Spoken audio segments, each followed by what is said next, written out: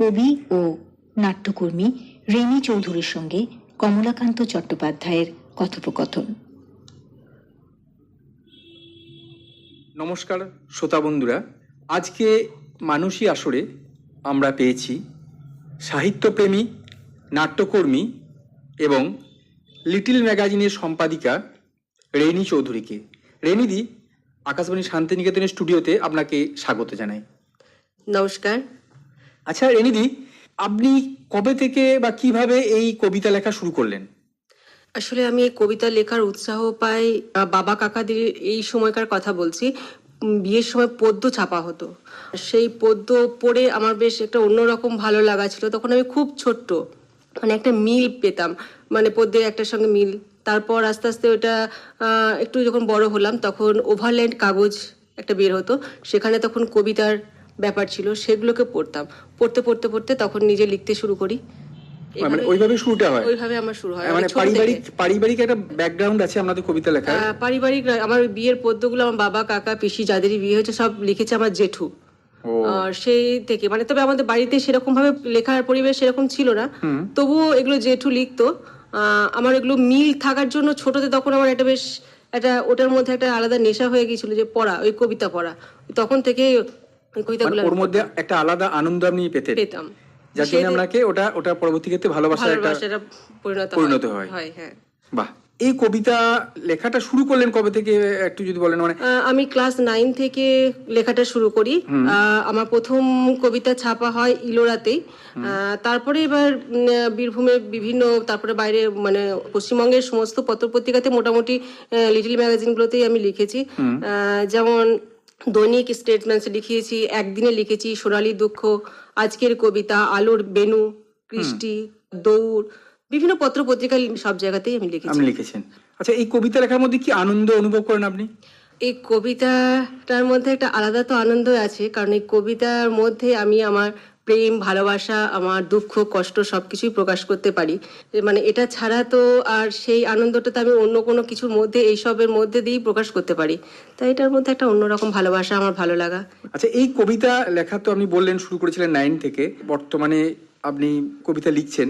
এই যে রাস্তা, মানে সেই 9 থেকে শুরু এবং আজকের দিনে দাঁড়িয়ে কোন কোন কবির সান্নিধ্য আপনি পেয়েছেন? প্রথমেই বলতে হয় কবিরুল ইসলাম এবং মনুজেশ মিত্রের কথা, কারণ ওনাদের দুজনের সঙ্গে আমি আন্তরিকভাবে এবং মানে সাংঘাতিকভাবে মিশে গেছি, এবং একটা পারিবারিক সম্পর্ক আমাদের তৈরি হয়ে গেছিল। ও দুজনের ছাড়াও আছেন আলোক সরকার, দিব্যেন্দু পালিত, ভূমেন্দ্র গুহ, কালীকৃষ্ণ গুহ, তারপর সমরেশ মণ্ডল, আরো সব অনেক আছেন। মানে তাদের সান্নিধ্য পেয়ে কি মনে হয়েছে আপনাকে কবি জীবনে? মানে কবি জীবনে আগে মানুষ, মানে ওনাদের মতো মানুষ, ওনাদের মতো বড় মনের মানুষ মানে আমি খুব কম দেখেছি। তাই মনে হয় যে এনাদের মতো মানুষ যদি হতে পারি আগে এই সমাজে, সেটা আগে দরকার। একটা কবিতা ধরুন লিখছেন আপনি, সেখানে কবিতার তো লেখার বিভিন্ন দিক থাকে, তাদের কাছ থেকে আপনি সঠিক দিশাটা পেয়েছেন যে এইভাবে কবিতা লেখো বা এইভাবে তুমি আগেই চলো? হ্যাঁ, কবিতা লেখার ক্ষেত্রে তো ধরুন শুধুমাত্র দিশা বা দিক এরকম কোনো ব্যাপার নয়, নিজের ভাব প্রকাশের মধ্যে দিয়ে কবিতা লেখা হয়। তবে হ্যাঁ, তো কবিতা লিখতে গেলে আমি লিখলাম এক আর মানুষ হলাম এক, সেটা নয়। নিজের ভাবটাকে যেন সেটাকে নিজেকে সেইভাবে ফুটিয়ে তুলতে হয়, মানে প্রকাশ করার ব্যাপারটা থাকে। শ্রোতাদের যদি একটা কবিতা পাঠ করে শোনান। এই সামনেই চলে গেল ভাষা দিবস, তাহলে ভাষা দিবসের ওপরেই আমি একটা আমার কবিতা বলছি। আমার কবিতার নাম ভাষা। লাল পলাশের মতো ভাষারও রং আছে, যে রং বুকের ভিতর মোচড় দিয়ে ওঠে। সবুজ ঘাসের উপর পলাশের লাল পাপড়ি দেখলে আমার রফিক বরকতদের কথা মনে পড়ে। তবে কি ভাষা লাল পলাশ আর রফিক বরকতেরা মাটির পৃথিবী? জানি না, তবে বুঝতে পারি মল্লিকার গন্ধে পদ্মার ঢেউ ঢেউয়ে নেচে উঠছে যুক্তাক্ষরগুলি। মাঝির গলায় উকি মারে ভাষার সোঁধা গন্ধ। ক্রমশ মনে হয় বসন্ত এসে গেছে, জেগে উঠেছে ভাষা। বাহ, খুব সুন্দর কবিতা শ্রোতাদেরকে শোনালেন। রেণীদি, আপনি যে কবিতা লেখেন, এই কবিতার মধ্যে কোন দিকগুলো বেশি করে ফুটিয়ে তোলার চেষ্টা করেন? কবিতার দিকে যখন যে পরিস্থিতি আসে সেটাই আমার তখন আসে, মানে যখন যে সমাজের যে চিত্র আমি দেখি, যখন যেটা মনে হয় সেইটাতেই কবিতায় আমার ভাষায় প্রকাশ করেন। কবিতা লেখার সঙ্গে সঙ্গে আপনি তো পত্রিকা সম্পাদনার কাজ করে থাকেন, সে ব্যাপারে যদি আমাদেরকে বলেন। হ্যাঁ, আগে ইলোরা বর্ষকথায় আমি আগে সহ সম্পাদিকা হিসাবে ছিলাম। ইলোরা অনেকগুলো কাজ করছে পত্রিকা নিয়ে। একটা বর্ষকথা বছরে একটা বেরোয় নাটকের উপর, সমস্ত নাটকের তথ্য, মানে গোটা পশ্চিমবঙ্গে এরকম কোনো কাজ নেই। শুধু পশ্চিমবঙ্গ বললে আমার বলা ভুল হবে, আমি এটা গর্ব করেই বলতে পারি এটা ভারতবর্ষে এরকম কোনো কাজ নেই যেখানে নাটকের সমস্ত কিছু সংক্রান্ত এখানে এর মধ্যে আছে। সেটাতে আমি সহ-সম্পাদিকার হিসাবে প্রথম থেকেই যুক্ত আছি। তারপরে একটা সাহিত্যের পত্রিকাও আগে ইলোরা বের হতো, এখনো বের হচ্ছে, সেটা আমরা এখন দ্বিমাসিক করেছি। এটাতে এখন আমি সম্পাদক হিসাবে কাজ করছি। আর নাটকের উপর, নাটকের সংবাদের একটা পত্রিকা বের হচ্ছে, সেটাও দ্বিমাসিক বের হয়, সেটাতেও আমি সম্পাদিকা হিসাবে আছি। আর ইলোরা মাঝে মধ্যেই স্পেশাল ইস্যু কিছু করেছে, যেমন কালীকৃষ্ণ গুহর ওপর করেছে, কবিরুল ইসলামের ওপর করেছে, মনোজেশ মিত্রের ওপর করেছে, তারপরে পূর্ণবেন্দুর উপর করেছে, কুমার রায়ের ওপর করেছে। এগুলোতে সব আমি সহ সম্পাদিকা হিসাবে ছিলাম। আর রবীন্দ্রনাথের লাইন ড্রয়িং এর ওপর এবং নজরুলের লাইন ড্রয়িং এর উপর একটা কাজ চলছে, রবীন্দ্রনাথের ওপর হয়ে গেছে, সেটাতে আমি সম্পাদক হিসাবে ছিলাম। শান্তিনিকেতনের মতো জায়গায় দাঁড়িয়ে কবিতা লেখা বা কবিতা রচনা করা কতটা গর্বের বিষয় বলে আপনার মনে হয়? যেখানে রবি ঠাকুর লিখেছেন বহু কবিতা, সেই জায়গায় দাঁড়িয়ে আপনার কি মনে হয়? এটা তো একটা আলাদা অনুভূতি, আলাদা এটা তো সবাইকে সবকিছু বলে বোঝানো যাবে না। এটা আলাদা একটা ফিলিংস। রাঙা মাটি বললেই তো একটা রবীন্দ্রনাথের একটা সোনা গন্ধ, একটা মাটির যে গন্ধ, সেটা অন্য কোথাও পাওয়া যাবে না। অবশ্যই সেই জায়গাটা আমার একটা আনন্দের, গর্বের, এটা আমার একটা একরকম বলতে গেলে অহংকারের। তুমিই আমার জন্ম, সেটাও আমার একটা আরেকটা অহংকার। আচ্ছা, কবিতা ছাড়াও তো আপনি ছবি আঁকেন শুনেছি। হ্যাঁ, তো এই ছবি আঁকার কথা যদি কিছু বলেন আমাদেরকে, শুরুটা কবে হলো ছবি ছবি আঁকা? আঁকা আমি খুব ছোট থেকে, এটার প্রতি আমার একটা আলাদা ভালোবাসা। মানে আমি যখন খুব ছোট ছিলাম তখনই আমি রুলে করে করে স্কেচ করতাম। আগেও বলেছি ওভারল্যান্ড কাগজে, আমার ওই ওভারল্যান্ড কাগজে আগে মানে সব কিছুই এতে থাকতো, তা সেখান থেকে দেখে দেখে আঁকতাম, বা যেখানে বইয়ের পাঠ্যপুস্তকেও যে ছবিগুলো দেখতাম সেখানে দেখে দেখে আঁকতাম। তবে ওইটা করতে করতে তারপরে আমি বিশ্বভারতী কলাভবনে অল্প কিছু পড়াশোনা করেছি। তবে আসলে প্রকাশ কর্মকার, বিজন ভট্টাচার্য, তারপরে রবীন মণ্ডল, ওয়াসিম কাপুর, কেজি সুব্রমণিয়াম, এদের সঙ্গে আমার যোগাযোগ খুব ভালো ছিল। এছাড়াও এখন আমার যোগেন চৌধুরী, তারপরে হিরণ মিত্র, ইন্দ্রপ্রমিত রায়, লালা রামানন্দ প্রসাদ, গোপাল সাহা, এদের সঙ্গেও এখন আমার খুব ভালো যোগাযোগ আছে। এবং ওনাদের সান্নিধ্যে থাকতে থাকতে আমার নিজের ছবি আঁকতে খুব ভালো লাগে। আসলে প্যালেটে যখন রং ঢালা হয় তখন মনটা আলাদা রকমভাবে রাঙিয়ে যায়। মানে ওটার একটা আলাদা চমক। মানে এটা আমি এটা করব, এটা করতে গিয়ে আমি আরেকটা করছি, জল রং বলুন বা অ্যাক্রিলিক কালার বলুন, যেটাই যখন আমি ঢালি তখন এটা এরকম মনে হয়। এটার সঙ্গে থাকতে থাকতে আমি বেশ কয়েকটা মানে বইয়ের কভার এবং পত্রিকার কভার পেজ করার সুযোগও পেয়েছি। রেনিদি, এই যে আপনি ছবি আঁকছেন, সেখানে আঁকতে আঁকতে আমার মনে কবিতার উদয় হয়, মানে আঁকাটা থেকে কবিতার লেখা। হ্যাঁ, কবিতা তো ধরুন সবকিছুর মধ্যে থেকে একটা কবিতার সৃষ্টি হয়। মানে যে কোনো কিছু, মানে আপনার ছবি থেকেও কবিতা আসবে, আপনার নাটক থেকেও কবিতা আসবে, একটা সমাজের যে কোনো একটা চিত্রের কোনো কিছু ঘটনা ঘটে গেল সেটা থেকেও একটা কবিতা আসে। আর যে ব্যাপারটা জানতে চাইবো যে আপনি তো কাব্যগ্রন্থ লিখেছেন, কটি কাব্যগ্রন্থ আমরা প্রকাশিত হয়েছে? আমার মোট 4টি কাব্যগ্রন্থ আছে। দুঃখের রং সাদা, ডুবদি অন্ধকারে, নির্লিপ্ত সমুদ্রের দিকে, বাতাসে বৃষ্টির গন্ধ। বাহ, এই দুঃখের রং সাদা, মানে এটা যদি তাৎপর্যটা বলেন শ্রোতাদেরকে, কোন আঙ্গিকে আপনি এই কাব্যগ্রন্থটা লিখেছিলেন? মানে আমার বইটা যখন নামকরণ হয় সাধারণত যে কবি ওই লাইন থাকলে কবিতার বইয়ে সেটা নামটা দেওয়া হয়। সেরকম ভাবে আমার একটা কবিতা আছে ওখানে, তা সেই হিসাবে ওই বইটায় ওইরকম ভাবে নামটা দিয়েছিলাম। দেওয়া হয়েছে। রেনিদি, আমাদের শ্রোতাদের যদি আর একটা কবিতা শোনান আপনার লেখা। এটা এখন তো বসন্ত এসে গেছে, বসন্ত মানেই দোল উৎসব, দোল, পলাশ ফুল, এটা এবার এটা আমি একটা আমার দোল নিয়ে একটা কবিতা বলছি। বাসন্তীর বিকেলে আজানের সুর থেকে ঝরে পড়ছে নানান রঙের আবির, পলাশে আবির মিশে দিগন্ত রঙিন হয়ে উঠছে ক্রমশ, দুই চোখ তাই দেখছে যা বলে দিচ্ছে মন। পলাশ যেমন অনেক রঙের চাদর গায়ে দেয়, আজানের সুরও তেমনি নানান রঙের ঝর্ণা। মনের দোলে আর হৃদয়ের হোলিতে এসবের গন্ধ ভিড় করে আসে। তাই আমার দোল কোনো বসন্তে নয়, আমার হোলি কোনো পলাশের কাছে বাধা নেই। চোখ বুঝলে আমার মনে রং আসে, হৃদয়ে ওড়ে বাসন্তীর আবির। প্রতিদিনই আমার দোল, প্রতিক্ষণেই আমার হোলি। বাহ, খুব কবিতা শুনলাম, সামনেই দোল, সেখানে রেনিদির এই কবিতাটা আরো মন রাঙিয়ে দিয়ে যাবে। আচ্ছা রেনিদি, এই যে কবিতা, অঙ্কন চর্চা, এটা তো আপনি করছেন অনেকদিন থেকেই, তারপর আপনি নাটকে এলেন। এই নাটকে আসাটা যদি আমাদেরকে বলেন। এটাও আমার ছোট থেকে, আসলে ভালো লাগাটা ছোট থেকে আসে, তারপরে ভালোবেসে সেটা সব কিছু করতে হয়। তাই রেডিওতে সপ্তাহে একদিন করে 8টার সময় নাটক হতো। তা আমি ওই পড়ার ফাঁকে ফাঁকে রেডিওটা লুকিয়ে নিয়ে যেতাম, রেডিওতে সেই নাটক শুনতাম। তখন বয়স কত? তখন ক্লাস ওই 6-এ পড়ি, এরকম হবে। বাহ, 6 মানে তখন থেকেই ভালো লাগা শুরু। ভালো লাগা শুরু আমার। তারপর 2003 থেকে আমি ইলোরা নাট্য দলে যোগ দিই এবং এখনো অবধি 15 থেকে 16টা নাটক করেছি। বাহ, এই নাটক, পথনাটিকা আছে, মূল মঞ্চে নাটক আছে, মানে এগুলো সব মিলিয়ে? এগুলো সব মিলিয়ে। তবে আমাদের সাধারণত বেশি হয় মঞ্চনাটকই।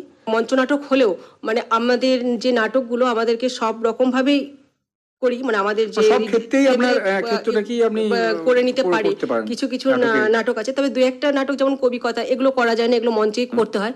তবে অন্যান্য যেসব নাটকগুলো আছে, আমাদের যিনি ডিরেক্টর মলয় ঘোষ, তিনি সব পরিবেশেই আমাদের নাটকটাকে করানোর ডিরেকশনটা সেরকম ভাবেই দিয়ে থাকেন। তবে মঞ্চ নাটকটা মঞ্চের মতো হয়, আর পথনাটকটা বা প্রতিবাদী নাটকটা আমরা সেরকম, মানে আমরা যে কোনো জায়গায় গিয়ে পেস থিয়েটারের মতো সেরকম ভাবে সাজিয়ে গুছিয়ে আমরা করে নিতে পারি, রাস্তাতেও সেটা হয়ে যায়, করে যেতে পারি। এই যে শ্রুতি নাটক, পথনাটিকা, মঞ্চস্থ নাটক, মূলত এই নাটকগুলোর কিছু পার্থক্য আছে কি? কি মনে হয় আপনার কাছে? হ্যাঁ, এক একটা নাটকের এক এক রকম পার্থক্য অবশ্যই। মঞ্চ নাটকে তো আলাদা ফিলিংস অবশ্যই, কারণ হচ্ছে যে সেটা আমি ডাইরেক্ট যখন মঞ্চে থাকছি তখন তার ফিলিংস ওটা একদমই অন্যরকম, কারণ তখন দর্শকের কাছে সঙ্গে সঙ্গে আমি রিয়াকশন পাচ্ছি, সবকিছু পাচ্ছি। পথনাটকের ক্ষেত্রে কিন্তু আমি রিয়াকশন পেলেও কিন্তু সেরকম ভাবে অতটা পাচ্ছি না, কারণ দর্শক তখন চারিদিকে ছিটিয়ে থাকে, মানে সেরকম হয় না। আর মঞ্চে অভিনয় করতে গেলে তার ফিলিংস সবসময়ই আলাদা হবে। শ্রুতি নাটক, শ্রুতি নাটকে তো ওটা তো কণ্ঠের মডুলেশন, বডি ফর্ম বা সেসব কিছু থাকে না, ওটা শুধু মানে শোনার জন্যই ওটা ঠিকই আছে, মানে সেটা গলার মডুলেশন। আমি ছোট করছি না, কোনো কিছু না, মানে শ্রুতি নাটকের মধ্যে দিয়েই কিন্তু এটা মঞ্চস্থ হয়, মানে মঞ্চ নাটকটা, মানে আগে গলার মডুলেশনে সেই নাটক তৈরি হবে। আচ্ছা, এই নাটকের ক্ষেত্রে আপনার প্রাপ্তি কি? নাটকের ক্ষেত্রে প্রাপ্তি হচ্ছে যে কি বলবো, প্রচুর প্রাপ্তি আছে। তবে নাটকে আমাদের একটা বর্ষ কথা করি, আগেই বললাম, এই জন্য আমাদের প্রচুর মানে ব্যক্তিত্বদের সঙ্গে যোগাযোগ। প্রচুর মানুষ এই ইলোরা কথা জানে, মানে যে কোনো মানুষকে নাটকের বড় বড় ব্যক্তিদেরকে ইলোরা নামটা বললেই প্রত্যেকেই, মানে মলয় ঘোষ এবং রেণী চৌধুরীকে মোটামুটি সবাই চিনে যায়। যেমন ধরুন বিভাস চক্রবর্তী, অশোক মুখোপাধ্যায়, ব্রাত্য বসু, মনোজ মিত্র, এমনকি রতন থিয়ামের মতো ব্যক্তিত্ব মানুষরাও আমাদেরকে চেনেন। আমাদের মোটামুটি বছরে 50 থেকে 60টা শো আমরা করি এবং হয়তো তার থেকে বেশিও আমাদের হয়। অনেক নাটক করেন? প্রচুর নাটক হয় আমাদের। কিছু সংলাপ নাটকের? আমাদের পাশফেল নাটকের একটা সংলাপ বলছি। বোকারাম, তোমাকে আমি একটাই প্রশ্ন করব, বলো তো, হিমালয়ের দক্ষিণে ভারত, তাহলে ভারতের উত্তরে কি? কি হলো বোকারাম, বলো, হিমালয়ের দক্ষিণে ভারত, তাহলে ভারতের উত্তরে কে? এই যে ম্যাডাম, আপনাকে তো ঠিক চিনতে পারলাম না, কি আপনি নতুন এসছেন? ঠিক আছে, বলুন বলুন, বলো, তুমি বলো, হিমালয়ের দক্ষিণে ভারত, তাহলে ভারতের উত্তরে কি? শুধু জল আর জল। বাহ, কি অসাধারণ উত্তর দিল আমাদের বোকারাম। একবার ভাবুন তো, এখন যেখানে হিমালয়, সেখানে আগে কি ছিল?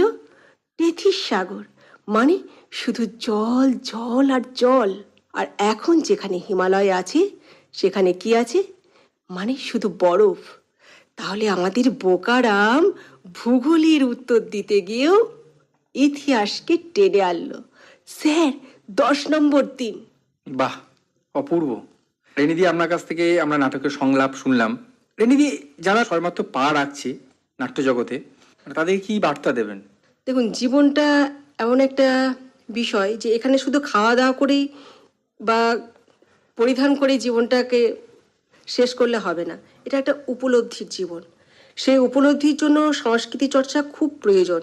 তাই চেষ্টা করে যাচ্ছি এটাকে, এর মধ্যে দিয়ে আমরা যাতে করতে পারি, এতে আর সবাই যেন এটাও করে। এটার মধ্যে আলাদা একটা উপলব্ধি আছে, একটা আলাদা মনুষ্যত্ব জাগ্রত হয় আমার মনে হয়।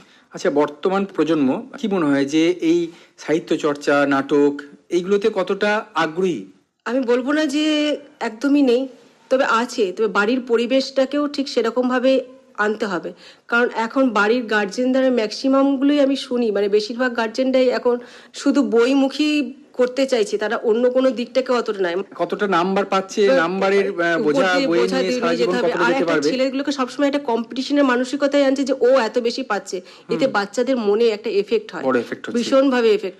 কারণ শুধুমাত্র পড়াটাই তো শেষ কথা নয়, তার সঙ্গে খেলাধুলা, সাহিত্য চর্চা, গান বাজনা, এই দিকগুলো তো জীবনকে সুন্দর করে তোলে, তাই না? হ্যাঁ। তো সেইগুলো তো দরকার আমাদের জীবনে। অবশ্যই প্রত্যেক বাবা মারই উচিত যে যে তাদেরকে তাদের সেরকম সন্তানকে এই শিক্ষাগুলো শুদ্ধ দেওয়া, দিয়ে হয়। যাতে তারা ভবিষ্যতে একটা প্রকৃত মানুষ হয়ে উঠতে পারে। রেনিদি, একদম শেষের দিকে আমরা চলে এসেছি, যেতে যেতে একটা কবিতা শুনতে চাই আপনার কাছ থেকে। এর পরের কবিতা বৃষ্টি। তুমুল বৃষ্টি আসেনি এবার, অথচ তার জন্য প্রস্তুতি চূড়ান্ত।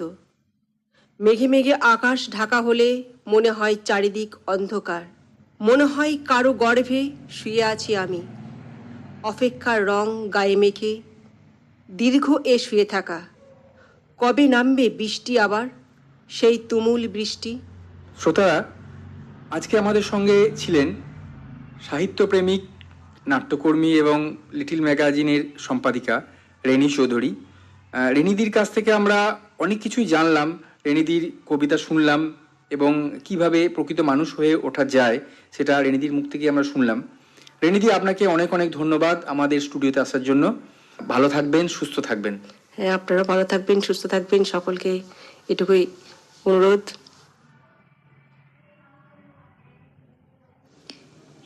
মানসীতে শুনলেন সাহিত্য বাসর। আজ কবি ও নাট্যকর্মী রেনি চৌধুরীর সঙ্গে কমলাকান্ত চট্টোপাধ্যায়ের কথোপকথন। আকাশবাণী শান্তিনিকেতন, অনুষ্ঠান শুনছেন 103.1 মেগাহার্টজ FM প্রচার তরঙ্গে এবং নিউজ অন AIR অ্যাপের মাধ্যমে।